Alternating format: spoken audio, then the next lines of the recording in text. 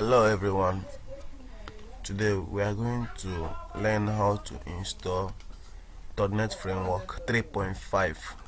It's usually a big deal to install .NET Framework 3.5 because at times the high version of 4.0 will be already installed on your system and some native applications will be asking for .NET Framework 3.5.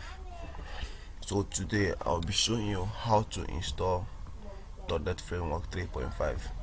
Head on to Google and search for this software, .NET Framework Offline Installer version 2.3 or any recent version. Then you launch it. After that,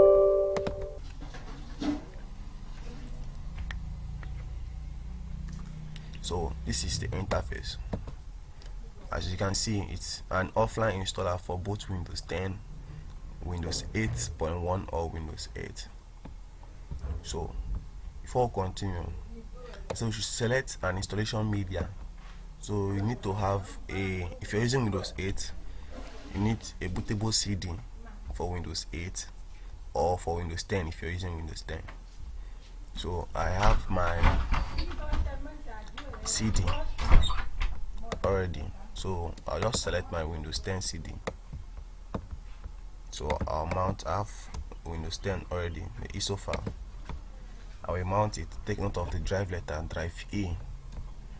So I'll come back here and refresh my drive list and select drive E. Then the sources are found. The next thing you have to do is click install. This process, what it simply does is that it takes in the .NET Framework on the OS which is selected from a bootable CD or our ISO file and installs it on your system. So hopefully when it's successful, you should see a message that tells you that your installation is successful.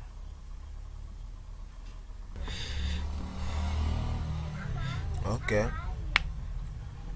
it's gonna take some time. So after that, you see a message that it's successful, and then you can go ahead and use your machine with .NET Framework 3.5 installed.